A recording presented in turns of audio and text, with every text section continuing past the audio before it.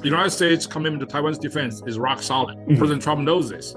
The Chinese government has been trying for decades to create a false narrative. China always tries to tell the United States it is really good for the United States and China to join hands together to fight against Japan. This sounds really ridiculous. Nobody in the U.S. government is buying that. What Takaichi said, in essence, it doesn't differ from position that Japan has taken at least since 2015, if I'm correct.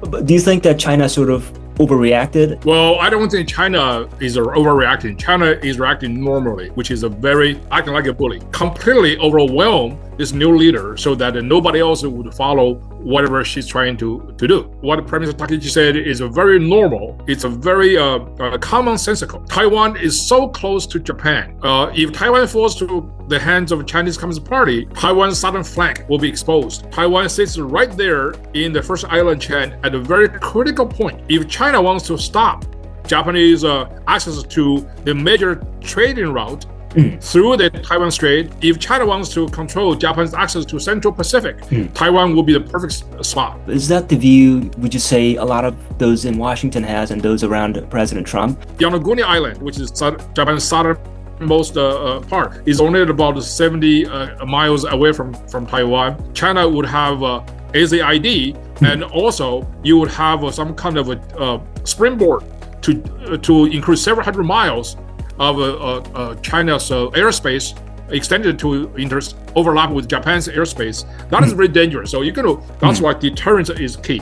And I think the Trump administration absolutely believes in deterrence. Virtually everybody I know from the international security of the Trump administration believes that deterrence is the key. And I think the United States obviously has a very strong interest, sort of inseparable national security interest in keeping Taiwan away from China. Not only because Americans' own interest, Japan's interest, United States also wants to make the globe safe for commerce. United States always believed South China Sea, Taiwan Strait, they're all international water. International water should remain international, period. Do you think that potentially Taiwan might be part of the deal? That Trump might agree to some lessening U.S. sort of military support or defense export to Taiwan? It's not possible. If that's the case, President Trump would have used Taiwan as an issue in his 5 years dealing with China so far. It has never come up. The United States' commitment to Taiwan's defense is rock solid. President Trump knows this. The Trump administration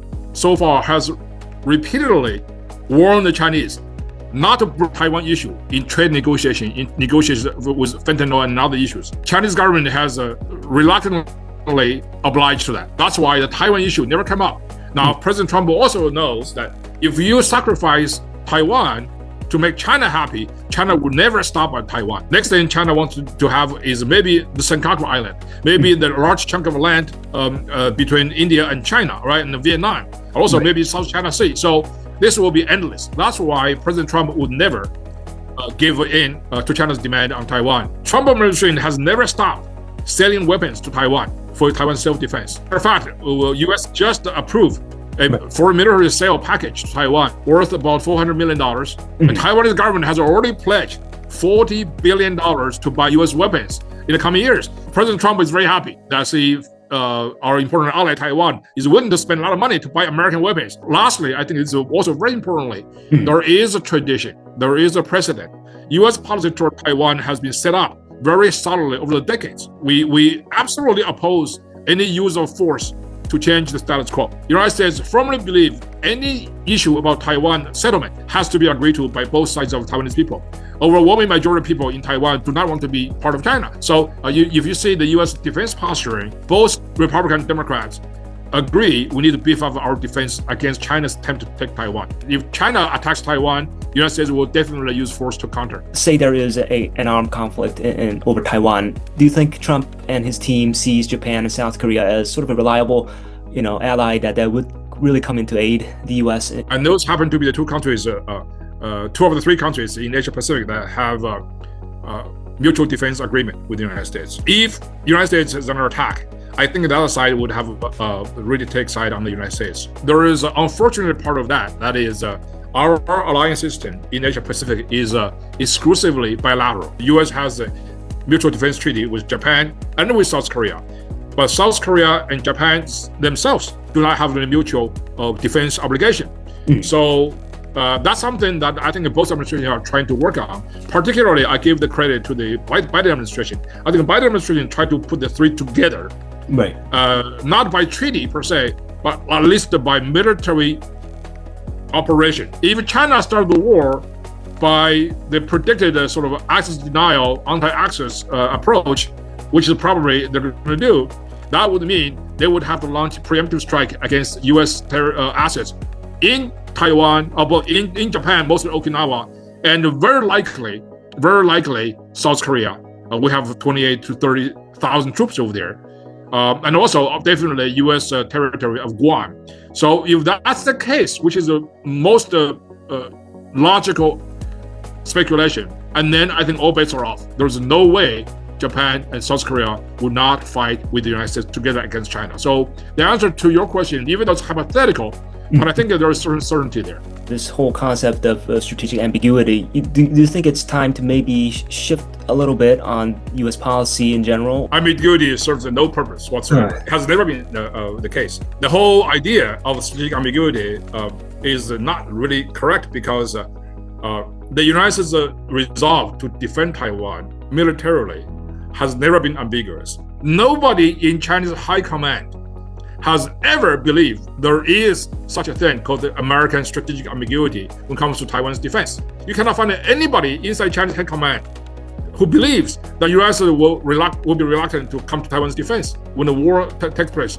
That's why the entire Chinese preparation for war against Taiwan over the past several decades is predicated on the certainty that the United States will come in. What is ambiguous is not strategic, it's not military. What is ambiguous is diplomatic. The United States government has not really spelled out clearly what the United States should regard as Taiwan's real diplomatic and international status.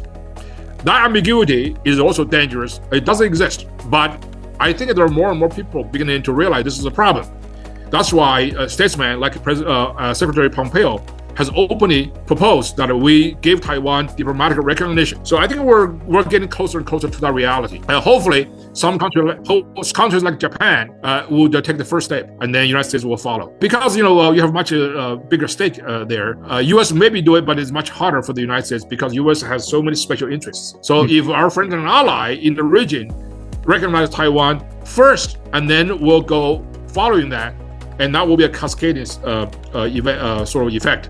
Which right. I also think that's the reason why China really does not like Prime Minister Takaichi. The United States is a big country. China is a big country. Anytime the two countries have a direct confrontation, it's going to be catastrophic, even though we're not shy away from that. And all responsible leaders in the United States are trying our best to avoid a kinetic confrontation directly with China. But something has to be done to stop China's aggression. It is very important for our friends and allies in China's neighborhood that is not, on par with China's power, such as South Korea, such as Japan, such as Vietnam, such as India, to take the initial step to say the truth. The United States will always support you, back you, and China knows this. So no ambiguity. If Japan does that, and the United States will have a much stronger ally in Asia Pacific. You have to stand up to the bully. If you're a neighbor, and it's much easier for you to do it, to take the first step, and it will back you.